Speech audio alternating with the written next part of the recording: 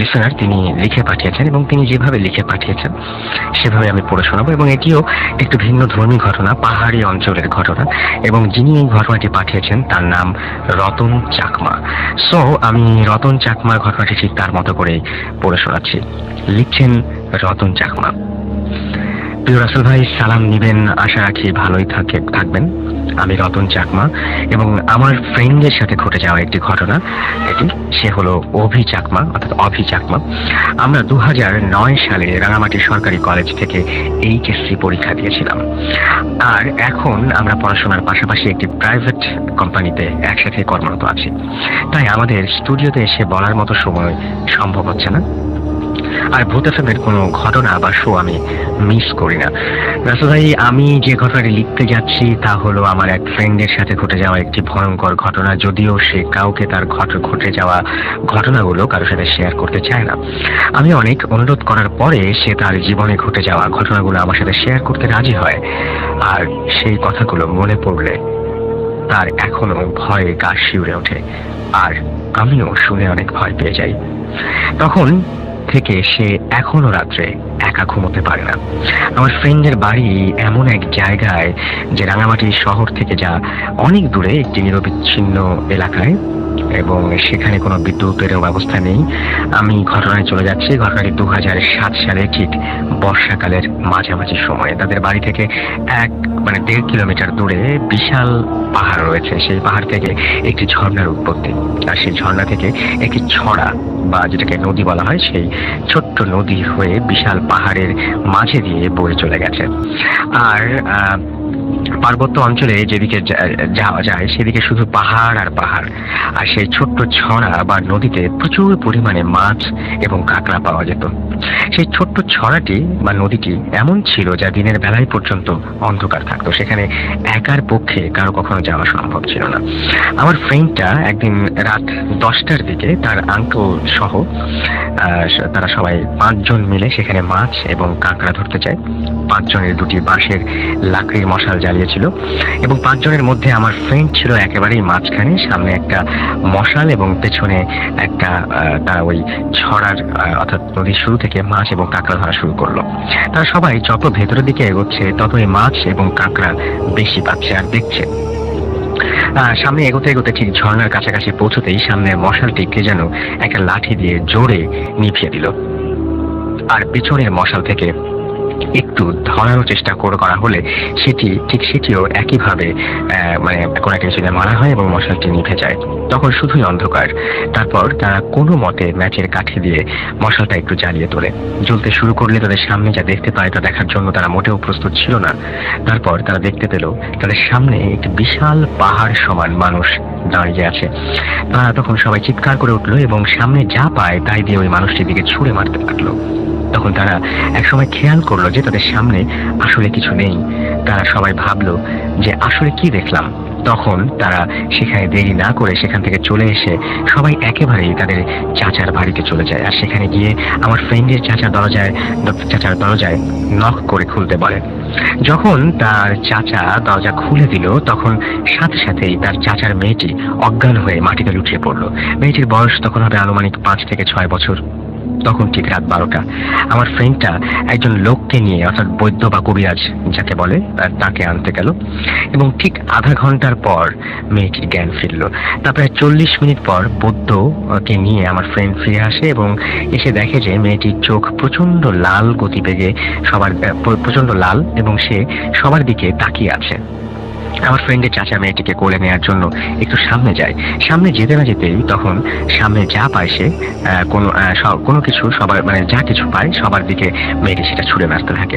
তারপর তার মা একটু সামনে গিয়ে মেয়েটিকে ধরে এবং তার একার পক্ষে একটি 5-6 বছরের মেয়েকে ধরে রাখা সম্ভব হচ্ছিল না। তখন বৈদ্যটি মন্ত্রপাঠ শুরু করে দেয় এবং কিছুক্ষণ পরে ঘুমিয়ে পড়ে মেয়েটিকে তো ঘুমিয়ে পড়ে। এবং তারপর বৈদ্যমশাই বলে যে মেয়েটির ভেতরে কিছু একটা ঢুকেছে এবং অস্বাভাবিক কিছু একটা ঢুকেছে, এবং এখন তিনি মন্ত্রপাঠ করে সেই ভূতটি অর্থাৎ যা কিছু ঢুকেছে যে জিনিসটি সেটাকে তিনি তাড়িয়ে দিলেন। তারপর আমার ফ্রেন্ড রাত্রে সবাই যার যার বাড়িতে চলে যায়। তারপরে দিন ভালোই কাটছিল এবং তার প্রায় 15 থেকে 20 দিন পরে আমার ফ্রেন্ড তাদের পাশের বাড়ির একটি ছেলেকে নিয়ে একদিন সন্ধ্যাবেলায় দুজনে মিলে ঠিক ওই ঝর্ণার পাশে এক ধরনের টক জাতীয় ফলের গাছ ছিল, সেখানে তারা ওই ফল আনতে যাচ্ছিল। যেতে যেতে তারা দেখে যে ঝর্ণা বা ঝর্ণার পানি নালার পাশে একটা সাপ। সাপটি এমন ছিল যে তারা ওই ধরনের সাপ আগে কখনো দেখেনি। সাপটি লম্বা ছিল ঠিক 1 হাত সমান আর গায়ে ছিল ছিদ্র। সাপটি তাদেরকে ছোবল মারতে আসে এবং তারা দা আর লাঠি দিয়ে সাপটিকে মেরে ফেলে। একটি পাথরের উপরে সেই সাপটিকে রেখে যায়। তারপর তারা সামনে যেতে থাকে এবং সামনে যেতে যেতে ভেতর থেকে কি যেন কার যেন কান্নার আওয়াজ আসতে থাকে। তারপর তারা সেটি তেমন কিছু মনে না করে সামনে এগোতে থাকে এবং তারপর এক সময় গাছের নিচে গিয়ে পৌঁছায়। তারা গাছ থেকে ফল ছিঁড়ছে আর ব্যাগে ঢুকাচ্ছে এবং যতই সন্ধ্যা বাড়ছে ততই কান্নার আওয়াজটি তাদের সামনে আসছে, কাছাকাছি আসছে। আর এমন এক সময় দেখা গেল কান্নার আওয়াজটি একেবারেই তাদের সামনে, কিন্তু তারা কিছুই দেখতে পাচ্ছে না, শুধু কান্নার আওয়াজ। তারপর যা ঘটলো তারা কল্পনাও করতে পারেনি। তাদের চারিদিকে বাঁশ গাছ শুধুই ঝাঁকুনি খাওয়া শুরু করলো। তখন আমার ফ্রেন্ডটা প্রথমে তেমন একটা সিরিয়াসলি সেই ঘটনার ব্যাপারটা নেয়নি এবং তারপর সে চুপ করেছিল, যদি তার সাথে আসা ছেলেটি যদিও বেশ ভয় পেয়ে যায়। আর যখন দেখছে যে ঝাঁকুনি একেবারেই বেশি হয়ে যাচ্ছে, তখন সে ভাবলো ঘটনাটি আসলে স্বাভাবিক কোনো ঘটনা নয়। যখন দেখছে ঝাঁকুনি বেশি বাড়ছে তখন সে এটিকে বললো, চলো আমরা চলে যাই। তারপরে তারা একটু সামনে পা বাড়াতে যা দেখলো তা দেখে তারা আসলেই আরো বেশি ঘাবড়ে গেল। তখন তাদের সামনে দিয়ে একজন লম্বা মহিলা, সাদা শাড়ি পরা, চোখ যেন বিশাল বড় আর লাল টকটকে চুল, প্রায় মাটিতে পড়েছিল সেই চুল, তাদের সামনে দিয়ে চলে গেল। তারা শুধু দাঁড়িয়ে চেয়ে দেখলো। তো যাই হোক, তারপরও তারা সেই পথ দিয়ে বাড়ির উদ্দেশ্যে হাঁটা শুরু করলো। যেহেতু একটাই রাস্তা, আস্তে আস্তে দেখে যে যেখানে তারা সাপটি মেরে পাথরের উপরে রেখে গিয়েছিল সেখানে সাপটি নেই এবং কোনো রক্তও সেখানে পড়ে নেই। তারপর তারা বাড়িতে চলে আসে। আমার ফ্রেন্ডের সাথে ঘটে যাওয়া এরকম আরো অনেক ঘটনা রয়েছে, যে ঘটনাগুলো ঘটেছে এবং তা আজ সব লিখে পাঠানো সম্ভব হচ্ছে না। আমি সময় হলে তা আবার লিখে পাঠাবো। এই ছিল রতন চাকমার ইমেল। রতন চাকমার আমি অনুরোধ করবো যে আপনার ঘটনাটি বেশ ভালো এবং আপনি যখন পরবর্তীতে ঘটনা লিখবেন তখন লেখার পরে আপনি নিজে কয়েকবার একটু পড়ে ফেলবেন, কারণ তাহলে সেন্টেন্সগুলো একটু ঠিক হবে। বাট এই ঘটনাটা অনেক বেশি ভালো। আমি চাই যে আপনি আরো বেশ কিছু ঘটনা পাঠান। আশা করছি এখন পর্যন্ত যতদূর পর্যন্ত আমরা আসলাম আপনাদের কাছে ভালোই লেগেছে। আমরা সরাসরি চলে যাচ্ছি আমাদের প্রথম অতিথির কাছে এবং আমি শুরুতে আপনার নামটা বলে আপনার ঘটনায় চলে। ধন্যবাদ রাসেল ভাই আপনাকে। আসসালামু আলাইকুম লিসেনার্স, আমি দিনার, আমি এসেছি লালবাগ থেকে। ওকে রাসেল ভাই, আমি প্রথম যে ঘটনাটি শেয়ার করছি এটা আমি আমার ছোট ভাই হাফেজ অলিউল্লাহ ওর মুখ থেকে শুনি। তো ঘটনাটা ওর মুখ থেকে শোনার পর আমার তেমন একটা বিশ্বাস হচ্ছিল না। তারপর ঘটনাটি যার সাথে ঘটে আমি তার সঙ্গে গিয়ে পার্সোনালি দেখা করি এবং তার মুখ থেকে ঘটনাটি আরেকবার শুনি। তো যখন উনি আমাকে ঘটনা বলতেছিলেন তো উনি আমাকে ওনার গায়ে বিভিন্ন লোকের আসরের বিভিন্ন স্পটগুলো দেখাচ্ছিলেন যেগুলো ওনার সাথে ঘটছে। আমি ঘটনা চলে যাই। ঘটনাটি আজ থেকে প্রায় 65 ইয়ার্স আগে এবং এই ঘটনাটি ঘটে নোয়াখালী জেলার কোন একটি জায়গায়। তো ঘটনাটি প্রথমে শুরু হয় ওনার বাবার ধারা। যার ঘটনাটি বলছি তার নাম হচ্ছে আব্দুর রহমান। তো ঘটনাটি উনি যেরকম করে বলছে আমি ঠিক ওরকম করে বলি। তো ওনাদের যে পরিবারটা ছিল, ওনারা যৌথ পরিবার ছিলেন। ওনার আব্দুর রহমান যিনি, উনি তখনও জন্ম হয়নি ওনার। তো প্রথম ঘটনা শুরু হয় ওনার বাবাকে দিয়ে। তো ওনার বাবা পেশা ছিল উনি বিভিন্ন জায়গায় ঘুরে বিভিন্ন জিনিসপত্র বিক্রি করতেন। তো ব্যবসায় উনি বেশিরভাগ সময় বাসায় থাকতেন না। তো ওনাদের বাসাটা বিশাল বড় ছিল এবং বাসায় একটা বিশাল বড় একটা তেঁতুল গাছ ছিল। তো ঘটনাগুলো সম্পূর্ণ ওই গাছটাকে কেন্দ্রিক। তো ওই গাছটাকে নিয়ে ওই গ্রামের এবং ওই বাসায় অনেকে অনেক অদ্ভুত জিনিস দেখেছে। যেমন তার মধ্যে কিছু ঘটনা হয়েছে যে অনেক সময় অনেকে দেখতো যে গাছটার নিচে একজন লোক এসে বসে আছে। তো কারোর সাথে কোনো কথা বলতেছে না, আবার হঠাৎ করে সেখান থেকে ওটা চলে যাচ্ছে। আবার দেখা যাচ্ছে যে পরবর্তী দিন সে আবার একই সময় আসছে বা কখনো একটু পরে আসছে, ওই গাছটার সামনে সে বসে থাকতো। তো এরকম অনেক অদ্ভুত জিনিস দেখার পর ওনার আব্দুর রহমান যিনি, ওনার দাদা ওনারা ডিসিশন নেয় যে গাছটা কেটে ফেলবে। আর তখন আব্দুর রহমান যিনি, ওনার বাবা বাসায় ছিলেন, তখন ওনাকে বলা হয় গাছটা কাটার জন্য। তখন আব্দুর রহমান যিনি, ওনার বাবা আর ওনার চাচা দুজনে মিলে গাছটা কাটার জন্য রাজি হয় এবং ওনারা যথারীতি গাছ কাটা শুরু করেন। তো গাছটা কাটার একটা পর্যায়ে ওনারা দুজন লক্ষ্য করলেন যে গাছের ভিতর থেকে লালচে এক ধরনের লিকুইডের মতো বেরোচ্ছে। তো এটা দেখার পর বাসায় সবাই এসে এটা দেখে। তো দেখার পর তারপরও ওনারা গাছটা গাছ কাটতেই থাকেন। তো একটা সময় আব্দুর রহমান যিনি, ওনার চাচার গায়ে একটা গরম একটা বাতাস ওনার গায়ে লাগে। তো ওনার কাছে খুব অস্বাভাবিক লাগতেছিল। তো উনি তখন আর গাছ না কেটে উনি বাসায় চলে যান যে আব্দুর রহমানের বাবা যিনি উনি গাছ কাটতেই থাকেন এবং উনি গাছ কাটা শেষ করে বাসায় চলে আসেন। তো এরকম গাছ কাটার পর প্রায় সপ্তাহখানেক পার হয়ে যায়। তো এর মধ্যে যার ঘটনা আব্দুর রহমান উনি জন্ম হয়। তো উনি জন্ম হওয়ার 2-3 দিন পর এমন ছিল, গাছটা ছিল আব্দুর রহমান যিনি উনাদের ঘরটা ঠিক বরাবর, ওনাদের রুম থেকে গাছটা যেখানে ছিল সেখানটা দেখা যেত। তো উনি জন্ম হওয়ার পর এর ব্যাপার ছিল যে ছোট একটা বেবি যখন থাকে তখন তার দিকে তালি বা বাবু বলে ডাকলে কিন্তু সবগুলো বেবি রেসপন্স করে। বাট আব্দুর রহমান যিনি উনি কারো কোনো কথা কোনো রেসপন্স করতো না, এবং উনি ঘর থেকে ওই গাছটা যেখানটা ছিল সেখানটা তাকিয়ে থাকতো। এবং ওনাকে যখন ওনার দাদি বা ওনার মা কোলে নিয়ে উঠানে বসতো তো উনি ওই দিকটাই তাকিয়ে থাকতো এবং কারো কোনো কথায় কোনো রেসপন্স করতো না, খুব অস্বাভাবিক ছিল। তো এটা দেখার পর তো এরকম 2-1 দিন যায়। তো 2-1 দিন যাওয়ার পর ওনার আব্দুর রহমানের আব্বা আম্মা একদিন ওনাকে নিয়ে শুয়েছিলেন রুমে। তো রাতে আব্দুর রহমানের যে বাবা ছিলেন উনি টয়লেটে যাওয়ার জন্য ঘুম থেকে উঠেন, এবং উনি ঘুম থেকে উঠে যেটা দেখেন সেটা হচ্ছিল যে আব্দুর রহমানের আম্মা ওনার বাম পাশে এবং মাঝখানে আব্দুর রহমান যিনি তিনি শুয়েছিলেন। কিন্তু উনি ঘুম থেকে উঠে দেখলেন যে ওনার 1 সপ্তাহ হয়েছে যে ওনার যে বেবিটা হয়েছে সেই বেবিটা রুমে নেই। উনি রুমে নেই মানে উনি ভাবছেন তখন হয়তো বা খাটের থেকে পড়ে গেছে। তো উনি খুব ভয় পেয়ে যায়। তখন উনি খাটের নিচে দেখে যে না, ওনার বেবিটা কোনো ঘরের কোথাও নেই।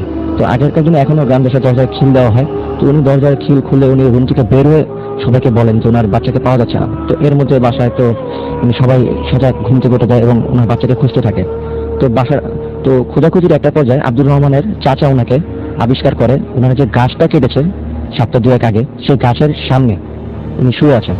তো তাকে সেখান থেকে সবাই মিলে তাকে সেখান থেকে নিয়ে আসা হয় বাচ্চাটাকে ঘরে। তো ঘরে আনানোর পর তার পরের দিন তাদের পার্শ্ববর্তী একটা গ্রামে একজন দরবেশ টাইপের একজন লোক ছিলেন যিনি কবিরাজির কাজ করতেন। তো ওনাকে খবর দেওয়া হয়। তো উনি আসার পর উনি সমস্ত ঘটনা শুনেন ওনাদের বাসার। তো উনি শোনার পর বলেন যে আপনাদের বাসাটা তো বন্ধ করে দিতে হবে, ওদের বাসায় একটা খারাপ জিনিস আছে। তো এটা বলার পর উনি ওনাদেরকে বলে, আব্দুর রহমানের বাবাকে বলে যে আপনারা আমাকে 5 টুকরো লাল কাপড় আর 5টা খুঁটি এনে দেন। তো যথারীতি তোমার কথা অনুযায়ী 5 টুকরো লাল কাপড় দেওয়া হয় এবং 5টা খুঁটি দেওয়া হয়। তো উনি ওই কাপড়গুলোতে বক্স আকারে কিছু নিচে বাসার 4 কোণায় 4টা এবং ঠিক বাসার মাঝখানে গাছটা যেখানটায় ছিল ঠিক ওই দিকটায় একটা পুঁতে দেয়। তো টোটাল উনি বাসা বন্ধ করে দেয় এবং দিয়ে বলে যে আর কোনো সমস্যা হবে না এখন থেকে। তো ঠিক এই ঘটনাটার সপ্তাহ 2-3 বা মাসখানেকের মতো হবে। পরে আব্দুর রহমানকে নিয়ে ওনার মা আর ওনার বাবা আব্দুর রহমান নিয়ে নানু বাসা যায় বেড়াতে। তো সেখানে গিয়ে ওনারা ছিল সপ্তাহখানেকের মতো ছিল, খুব ভালো। তো সেখানে গিয়ে ওনার সাথে আবার একটা ঘটনা ঘটে। একদিন রাতে আব্দুর রহমানের আম্মু ঘুম ভেঙে যাওয়ার পর উনি দেখলেন যে ওনার যে বেবিটা যার বয়স মাস 2 হবে, উনি তো মাস 2 বয়সের বাচ্চা কিন্তু আসলে ভাই উঠে বসার কথা না। তো ওনার আম্মা দেখলেন যে ওনার বেবি খাটে বসা এবং ঠিক তার সামনে একটি কালো রঙের একটি বিড়াল তার বাচ্চাটার দিকে তাকিয়ে আছে। এবং এটা দেখে আব্দুর রহমানের মা খুব ভয় পেয়ে সে বিড়ালটাকে ধাক্কা দিয়ে খাটে থেকে ফেলে দেয় এবং ফেলে দেওয়ার পর উনি সবাইকে ঘটনাটা বলেন। তো এই ঘটনা সেদিন রাতে ঘটার পর তারা পরবর্তী দিন তারা আবার তাদের নিজেদের বাসায় চলে আসে।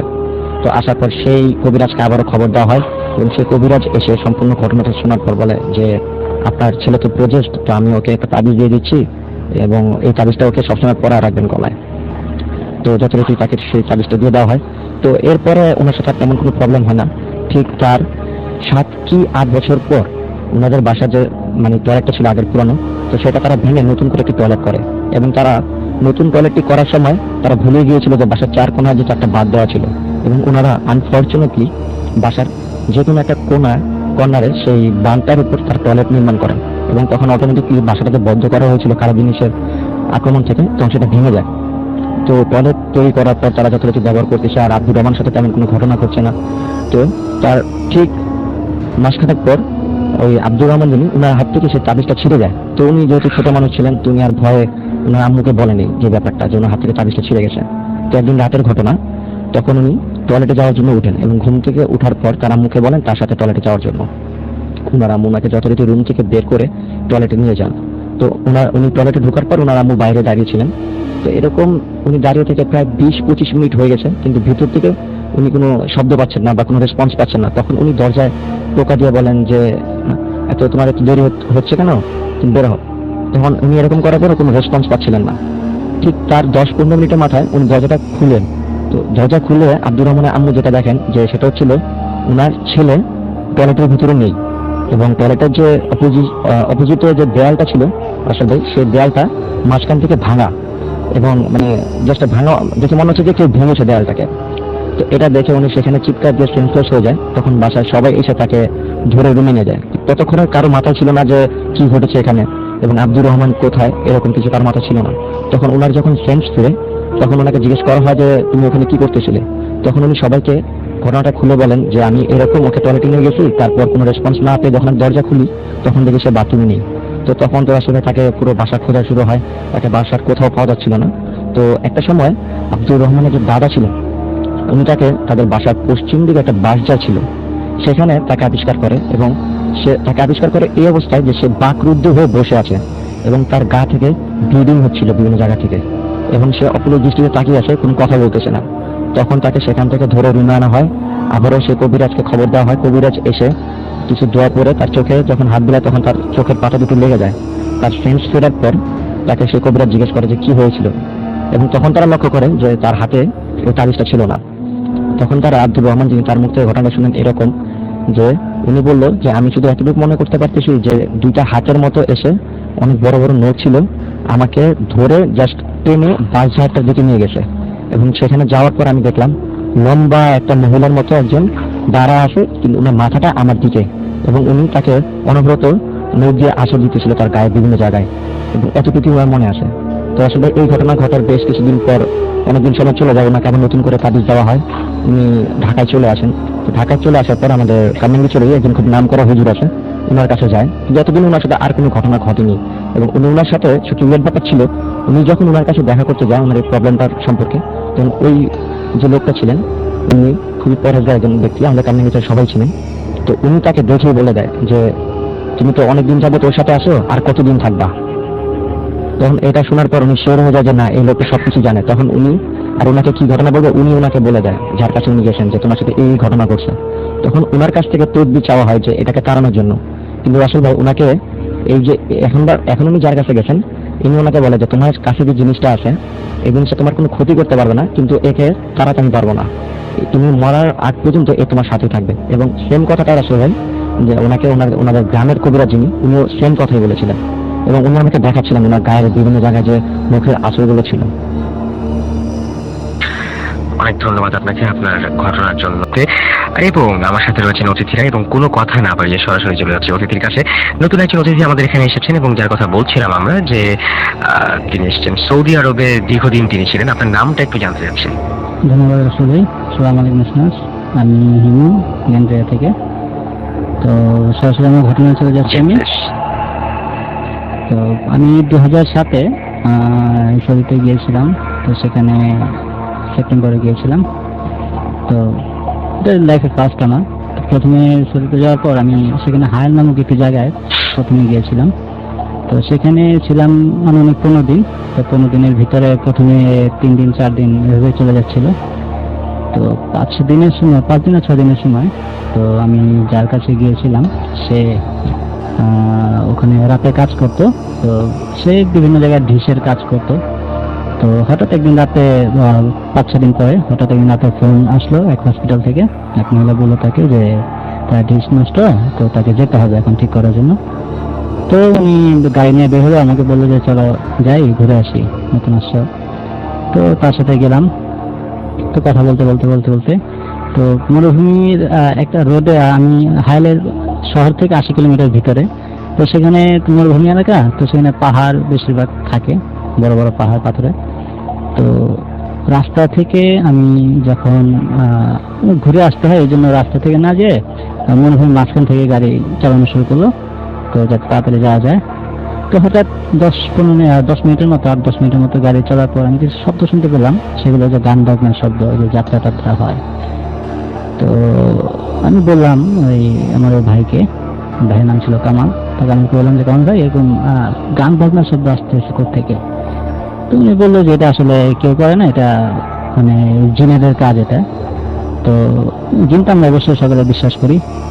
তো আমি বললাম যে জিনদের কাজ কি হবে, তারা এভাবে গান টান কিভাবে করে। তো বললো যে ভাই সামনে যদি যান তাহলে কোনো কিছু দেখতে পারবেন না, কিন্তু এটা দূর থেকে সাউন্ড শোনা যায়। তো আমি বললাম আচ্ছা ঠিক আছে, যে আমি চলেন যাই দেখি একটা নতুন অভিজ্ঞতা হবে। এই কথা বলার পর উনি বলে আচ্ছা ঠিক আছে আপনাকে দেখাই।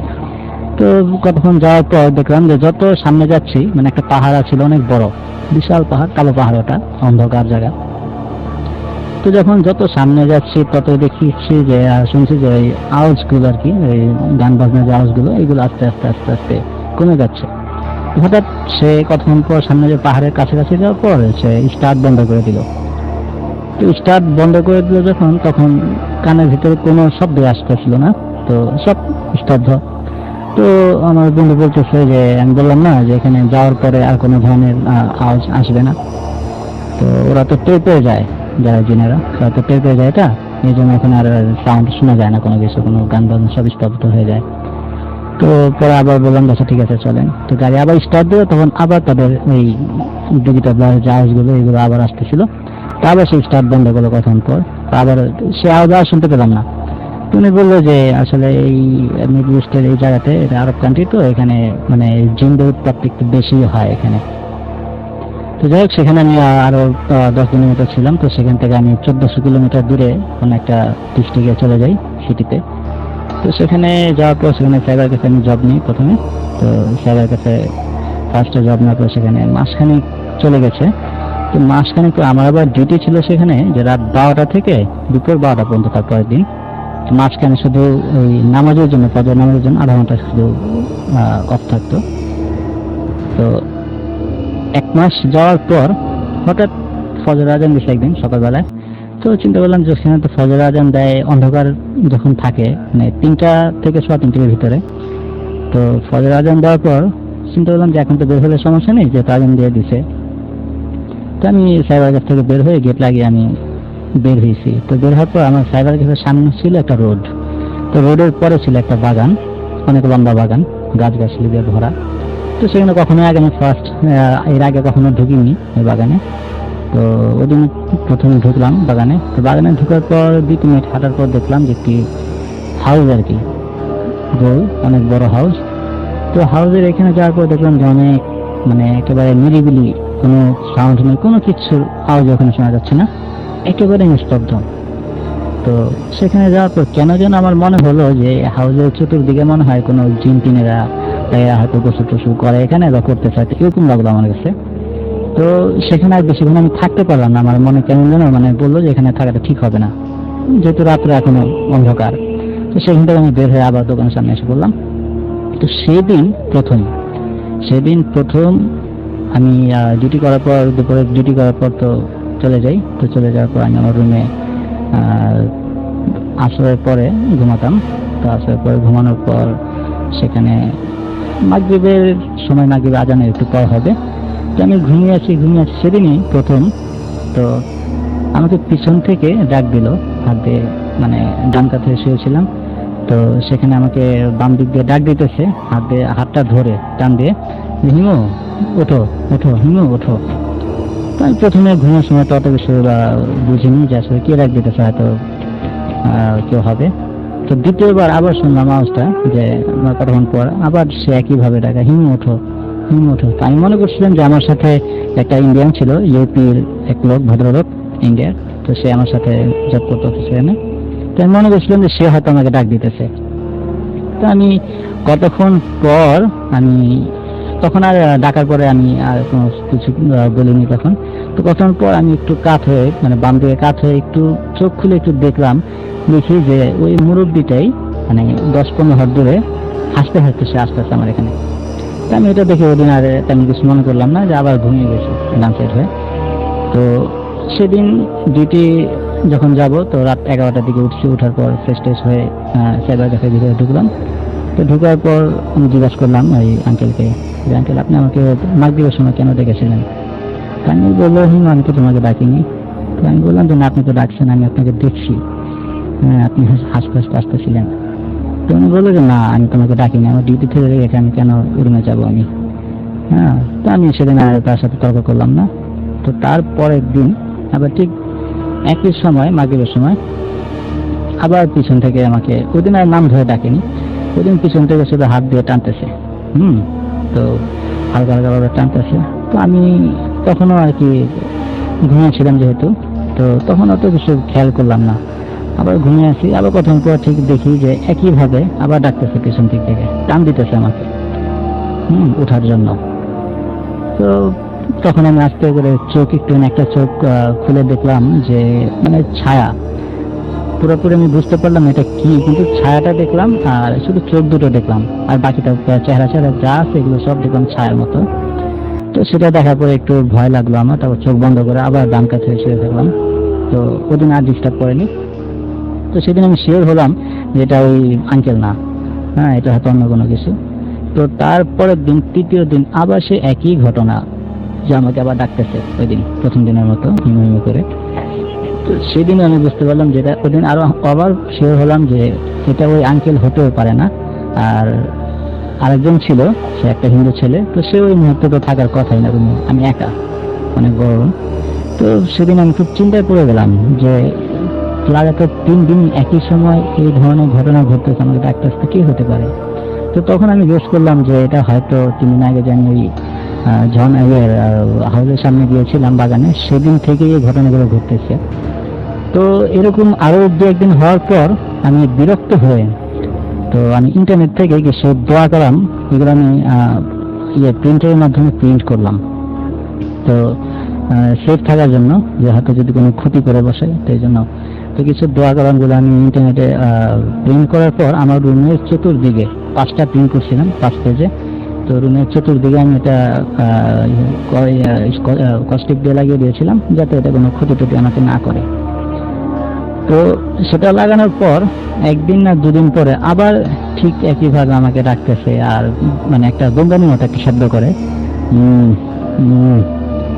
ওঠো, মানে এটা বুঝাচ্ছে যে আমাকে ডাক দিতেছে যে ওঠো। তো ওই দিন আমি শিওর হলাম যে এটা আসলে খারাপ কোনো কিছু হবে। তো সেখানে আমি খুলিনি, চোখ খুলিনি, কারণ চোখ খুললেই আমার একটা মানে ভয় লাগে যে এরকম অন্ধ, মানে পুরোটাই আবছা ছায়ার মতো, শুধু চোখ দুটো দেখা যায়। হ্যাঁ, তো সেদিন আমি বললাম যে দোয়া কালাম রাখলাম, তারপর এটা আস্তে আস্তে ব্যাপারটা নিশ্চয়ই এটা কোনো আরো পাওয়ারফুল কোনো কিছু হবে বা ভালো কোনো কিছু হতে পারে, এই চিন্তা করছিলাম। তো এরকম কয়েকদিন হওয়ার পর আমি ওখান থেকে বললাম মালিককে যে আমি এখানে চাকরি করবো না। তো চিন্তা করছি যে ওখানে না থাকলে হয়তো এটা আমাকে ডিস্টার্ব করবে না। তো সেখান থেকে আমি আবার অন্য জায়গায় আমি জব নিলাম সাইবার ক্যাফে। তো সেখানেও আমি আন্ডারগ্রাউন্ডের নিচে একটা ফ্ল্যাট নিয়ে আর কি ওখানে ছিলাম, আমরা 2 জন। তো সেখানে যাওয়ার পর মনে করছিলাম যে এখানে হয়তো কোনো কিছু ডিস্টার্ব করবে না, এটা অনেক দূর। তো সেখানে 2 দিন 3 দিন যাওয়ার পর ঠিক একই ঘটনা, আমাকে আবার পিছন থেকে ডাকতেছে, আর খুব ভাও ভাও করে আমাকে কিছু মানে অদ্ভুত শব্দ করে আমাকে ডাকে। তো তখন থেকে আমি আরো শিওর হয়ে গেলাম যে এটা তো মানে পিছু ছাড়ছে না। তো তারপর মানে আমি কোনো কাউকে হয়তো বলিনি এটা, যে অনেকে বিশ্বাস করবে না এটা কি জিনিস যে ডিস্টার্ব করবে বা এরকম। তো সেখানে কদিন থাকার পর, যে প্রতি 1 দিন 2 দিন পর প্রায় বেশিরভাগ এটা ডিস্টার্ব করতে, যদি আমি বাম দিকে আমি শুতাম, বাম দিকে শুয়ে থাকতাম, তো তখন আমাকে বেশি ডিস্টার্ব করতে। এটা ডান দিকে হলে অত একটা ক্ষতি করতে পারতো না, কিন্তু বাম দিকে হলে গলার সাথে ধরতো, বুকে চাপ দিত খুব। তো সেখানে কদিন থাকার পর আমি ওখান থেকে আবার 1400 কিলোমিটার দূরে অন্য একটি জায়গায় আমি জব নিলাম ওখান থেকে ছেড়ে। তো 1400 কিলোমিটার দূরে অন্য জায়গায় জব নেওয়ার পর সেখানে আমাদের ফিমের একটা ছেলে ছিল, তো ওরই সাইবার ক্যাফ। তো ওর সাথে প্রথমে যে আমি পার্টনারে ওর সাথে বিজনেস শুরু করলাম। তো সেখানে একদিন এক রুমের ভিতরে থাকতাম 2 জন। তো ওটা ছিল একটা পেট্রোল পাম্পের ভিতরে, পেট্রোল পাম্পের এরিয়ার ভিতরেই। তো সেখানে দোকান ছিল সাইবার ক্যাফে। তো সেখানে আমি 2-4 দিন থাকার পর হঠাৎ আরেকদিন রাতে এরকম আমাকে হিমু হিমু বলতে ডাকতেছে, হিমু ওঠো, হিমু ওঠো। তো চিন্তা করলাম যে এখানেও একই ঘটনা ঘটতেছে এত দূরে আসার পরও, হ্যাঁ সে 1400 কিলোমিটার দূরে আসার পরও একই ঘটনা ঘটতেছে। তো আমি খুব চিন্তায় পড়ে গেলাম। তখন আমি বাড়িতে আমি জানালাম আমার আব্বুকে, হ্যাঁ ফ্যামিলির ছোট ভাইকে জানালাম। তো ওনারা খুব চিন্তায় পড়ে গেল। তো চিন্তায় পড়ার পর এই ঘটনাটা শোনার 2 দিন 3 দিনের মাথায় আমার ব্রেন স্ট্রোক করছে, হ্যাঁ ব্রেন স্ট্রোক করছে। তো এটা শোনার পর আমি আরো ভাবিয়ে গেলাম যে না, বাসায় কোনো কিছু বলা যাবে না। তো ওখানে আমার যে বন্ধু ছিল, যে যার সাথে আমি শেয়ারে পার্টনারে ওই বিজনেস শুরু করছিলাম সেখানে, তো ও ছিল ফেনীর। তো ওকে আমি একদিন ঘটনাটা খুলে বললাম। ও আমাকে একদিন জিজ্ঞেস করছে যে কি ব্যাপার, তুমি রাতে উঠে যাও, উঠে লাইট জ্বালাও, লাইট জ্বালিয়ে শুয়ে থাকো। আমি কদিন যে ঘটনা ঘটার পরে আমি ওই লাইট জ্বলে শুয়ে থাকতাম এটা হওয়ার পরে, যাতে ডিস্টার্ব না করে। তো আমি বললাম যে দেখেন, বিশ্বাস করবেন কিনা আমি জানি না, তবে এরকম এরকম ঘটনা ঘটতেছে, আমি ওখানে ছিলাম ওখান থেকেই। তো আসলে কোনো ফকির টকি বা কোনো কিছু দিয়েও কাজ হচ্ছে না, আর মানে অনেক দোয়া কালাম করার পরও কোনো কাজ হচ্ছে না, এটা ডিস্টার্ব করে যাচ্ছে। তো উনি বললো যে আচ্ছা ঠিক আছে, তাহলে আমি দেখি, আমার এক মামা আছে, মামাকে দিয়ে আমি দেখি কিছু করা যায় কিনা। তো বলে রাখা ভালো রাখা যায় যে মামা যে বলতো, এই সে যে আবার একটা জিনকে মামা বলতো, এটা আবার আমি জানতাম না তখন ওই মুহূর্তে। তো হঠাৎ একদিন সকালে ফোন আসলো আমার বন্ধু। তো সেদিন আবার ফোন আসার পরে সে বলতেছে যে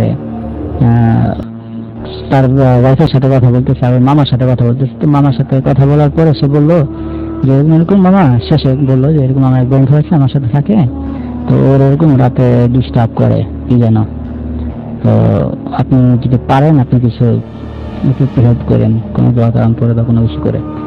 তো মামা বলে আচ্ছা ঠিক আছে, আমি দেখবো, হ্যাঁ ওর সাথে আছে, আমি এটা খেয়াল করছি, আমি দেখবো, এটা বললো। তো আমি দূর থেকেই, মানে 2 হাত দূরে ছিল, তো সেখান থেকে আমি চিনচিন চিনচিন আওয়াজ পেতাম, মানে ওই বয়স্ক লোক, হ্যাঁ, কিন্তু গলার টোন খুব স্পষ্ট ছিল। এটা আমার কানে এখনো মানে আছে, যে ওই আওয়াজটা খুব চিকন গলার আওয়াজ আমি শুনতে পেতাম। তো বলে রাখা ভালো যে ওই মামাটাই ছিল একটা জিন, আর সেই জিনটা মানে ওই বন্ধুর যে শাশুড়ি ছিল, শাশুড়ির বান্ধবী ছিল। তো সে অনেক মানে ফেনীতে অনেক মানে একেবারে অজপাড়া গায়ের ভিতরে, হ্যাঁ, বন জঙ্গল, ওখানে এরকম মানুষ খুব কম যায়। তো সেখানে একটা ঘরে থাকতো, মহিলা ছিল, খুব পর্দাশীল, কারোর সাথে পরপুর সাথে দেখাও করতো না। তো কোনো অসুবিধা হলে বা ওই আমার বন্ধুর ফ্যামিলি যদি বাচ্চা ছিল, ছেলে ছিল, মেয়ে ছিল, স্ত্রী, কারো যদি কোনো সমস্যা হতো, তাহলে তারা সেই ইয়ের কাছে, মহিলার কাছে যেত, বয়স্ক মহিলা। তো সে তখন তাকে 101 টাকা দিয়ে ওই জিনকে নামাতে হতো, তার উপরে মহিলার উপরে ভর করতো। তো মহিলাটা একটা ঘরের ভিতরে দরজা বন্ধ করে ওর ভিতরে থাকতো। তো যখন ওই 101 টাকা দেওয়া হতো তাকে একটা ফ্রিজের উপরে করে, তো তখন এটা দেওয়ার পর ওই মহিলা ঘরের ভিতরে যে গেট লাগিয়ে দিত। তো অনেকক্ষণ মানে 2-3 মিনিট পর এরকম পুরা একটা ঘর ঝাঁকুনি দিয়ে তো জিনটা ওই মহিলার উপরে সওয়ার হতো। তো তখন ওই যা সমস্যা ছিল, তো এই সমস্যাটা তাদেরকে বলতো এরকম ঘর থেকে। আর যখন ফোনে কথা বলতো, তখন এই দরজার নিচ দিয়ে ওই মহিলার হাতটাই আসতো। মহিলা যদিও মহিলাটা খাটের উপরে শোয়া থাকতো, কিন্তু মহিলাটা হাত দরজার নিচ দিয়ে আসতো। তো মোবাইলটা তখন তার হাতে দেওয়া হতো, এটা আমি আমাকে বলছে বন্ধু, যে এরকম হাতে দেওয়া হওয়ার পর তারপর সে তার সাথে কথা বলে। তো সেদিন বলার পর, ওই বন্ধু বলার পর, তো একদিন পরে, 2 দিন পরে তো ডিস্টার্ব করছিল একবার। তো 2 দিন পর থেকে আর কখনো ডিস্টার্ব করেনি, 1 সপ্তাহ, 2 সপ্তাহ, 3 সপ্তাহ যায়, 1 মাস যায়, ডিস্টার্ব করেনি। তো তখন আমি বললাম, বন্ধু আমাকে বললো যে কি ব্যাপার, এখন কি আর কোনো ডিস্টার্ব করে তোমাকে? আমি বললাম যে না, এখন তো আর কোনো ডিস্টার্ব করে না, অনেকদিন যাবত দেখতেছি যে না, কোনো রাতে কোনো ডিস্টার্ব হয় না। বললো যে মামার সাথে আমি কথা বলছি, তো মামা বলছে যে এরকম ওই পেট্রোল পাম্পের চতুর্দিকে যে দেওয়াল ছিল, 3 দিকে, সামনে সাইডটা তো খোলা, পিছনে ডানে বামে যে দেওয়াল ছিল, এই দেওয়ালটা পুরোটাই মানে ও বাদ দিয়ে রাখছে আর কি, কোরআন তাবিজ টুবিজ করে বাদ দিয়ে রাখছে। আর বলছে যেটা খেয়াল রাখতে, যে এই দেয়ালের উপরে থেকে যদি কোনো কিছু টপকিয়ে যায়, এটা বিড়াল হোক বা মানুষ হোক, যে হোক, যদি টপকিয়ে যায় তাহলে বাদটা ছুটে যাবে, আর যদি কেউ টপকিয়ে না যায় তাহলে বাদ কখনো ছুটবে না। তো হয়তো বাদ দেওয়ার কারণে হয়তো তোমাকে কোনো ডিস্টার্ব করতেছে না। তো 1 মাস পরে আমি ওখানে যেহেতু ডিস্টার্ব করে না, তো 1 মাস পর আমি দুপুরবেলায়, ভরা দুপুরবেলায়, তো খাওয়া দাওয়া শেষ করছি, খাওয়া দাওয়া শেষ করে আমি আমার প্লেটটা ধোয়ার পর প্লেটের পানিটা মানে বাইরে ফেলছিলাম, ঘর থেকে, ঘরের দরজা থেকে বাইরে ফেলছিলাম। তো বাইরে ফেলার পর ওটা আমি খেয়াল করিনি, তো প্লেটের যে পানিটা পড়ছিল একটা বিড়ালের উপরে। আর বিড়ালের আকৃতিটা আসলে স্বাভাবিক বিড়ালের মতো না। তো সাধারণত একটা বিড়ালের উপরে যদি কোনো একটা ঢিল মারা হয় বা কোনো পানি ফেলা হয়, তাহলে বিড়ালটা কিন্তু দৌড় দেয়, তাই না? তো এই পানিটা ফেলার পর বিড়ালটা ওই স্ট্যান্ড বাই ওখানেই আমার দিকে মুখ করে অনেকক্ষণ তাকিয়ে থাকলো। আমিও একটু মানে দুষ্টুমির সাথে তার দিকে তাকিয়ে থাকলাম। তো এত জিনিস আমি খেয়াল করলাম যে বিড়ালটা স্বাভাবিক বিড়াল থেকে অনেক লম্বা এবং তার চোখগুলো স্বাভাবিক চোখ থেকে অনেক বড়। তো এটা চাওয়ার পর আমি তারপরের দিন থেকে আমি 3 দিন 4 দিনের মতো আমি জ্বরে ভুগছিলাম। তো দোয়া দেওয়ার পর ফুল দেওয়ার পর ওষুধ খাওয়ার পর আবার ঠিক হয়ে গেছে। তো সেখান থেকে আবার আমি 6 মাস ভালো ছিলাম। তো 6 মাস পর আমি ওখান থেকে আমি আবার সেই সিটিতে চলে যাই, হ্যাঁ, ট্রান্সফারে। তো সিটিতে চলে যাওয়ার পর সেখানে আবারও এরকম ঘটনা ঘটতে থাকে আমার কয়েকদিন। তো এরকম করতে আমার প্রায় 4 বছরের কাছাকাছি হয়ে গেছে। তো তখন বুঝলাম যে এটা আসলে আমার পিছু ছাড়তেছে না। তো তখন আমি যেহেতু একটা কারণে আমি বাংলাদেশে আসার জন্য প্রিপারেশন নিলাম। তো বাংলাদেশে আসার 10 দিন আগে হঠাৎ আমি শুয়েছিলাম চিত হয়ে। তখন আমার এটাই হলো শেষ ছিল তখন ওই বাইরে। তো আমার বুকের উপরে ওই দিন একটা মেয়েকে আমি দেখতে পেয়েছিলাম যে বুকের উপরে সে বসছে, আর ওর পোশাক ছিল গোল্ডেন কালার, আর গলা থেকে মানে নিচ পর্যন্ত পেট পর্যন্ত বুকে পুরাটাই ছিল গোল্ড দিয়ে ভরা। আর মেয়েটা মানে খুব মানে মানে দেখতে খুব সুন্দর, আর লালসা একটু মানে লালসা টাইপের আর কি চেহারা, হ্যাঁ, অনেক সুন্দর। সে হাসতেছিল, হাসতে হাসতে আমার বুকে আর গলায় খুব জোরে জোরে চাপ দিতেছিল। তো তখন আমি এটা দেখার পর তখন খুব দোয়া পড়া শুরু করলাম, আমি লাই এরকম করলাম দোয়া। তো 3বার 4বার পড়ার পরে তো যায় না, তো 7বার পড়ার পরে এটা চলে যেত। তো সেদিনই লাস্ট ছিল আমার বাইরে। তো এটা হওয়ার পরে আমি বাংলাদেশে এসে পড়ছি। তো দীর্ঘ 2 বছরের ভিতরে আর কোনো ডিস্টার্ব করেনি, যেহেতু এক দেশ থেকে আরেক দেশ। তো বাংলাদেশের লাস্ট আমাকে 1 বছর আগে রাতে হঠাৎ শুয়েছিলাম, আমি আর আমার ছোট ভাই অভি দুজন শুয়েছিলাম। তো ওই 1 বছর আগে আজকে থেকে শেষে হঠাৎ একদিন রাত 3টার দিকে মানে খুব বাতাস ছাড়ছে, খুবই জোরে বাতাস ছাড়ছে। তো আমি মানে এত বাতাস ছাড়ছিল যে খুব মানে আমার কাছে খুব ঠান্ডা লাগতেছিল যে শীতের দিন। আর এরকম একটা অনুভূতি আসছিল যে আমি মনে হয় কোনো মরুভূমির কোনো মাঝখানে আমি শুয়ে আছি, এরকম ওখানে বাতাস ছাড়ছে। তো চোখ বন্ধ থেকে চোখ খুলে দেখি যে আসলে বাইরে আবার মানে আস্তে আস্তে দোয়া পরে যখন উঠছি ওঠার পরে দেখি যে বাইরে কোনো কিছু নাই, কোনো বাতাস টাতাস নাই। তো আবার শুয়েছি, আবার 10-15 মিনিট পরে আবার এই একই অবস্থায় বাতাসের মতো মানে আমার পুরা ঠান্ডা লাগতেছে এরকম। তো তখন আবার চিন্তা করলাম যে এটা মনে হয় ওইটাই হবে। তো এই জন্য আমি তখন দোয়া পরে আবার উঠলাম, উঠে লাইট জ্বালিয়ে শুয়ে থাকলাম, বললাম ছোট ভাইকে এসে। তো এটাই ছিল আমার ঘটনা। এরপর থেকে আমাকে আর আজ পর্যন্ত আর কোনো ডিস্টার্ব করা হয়নি।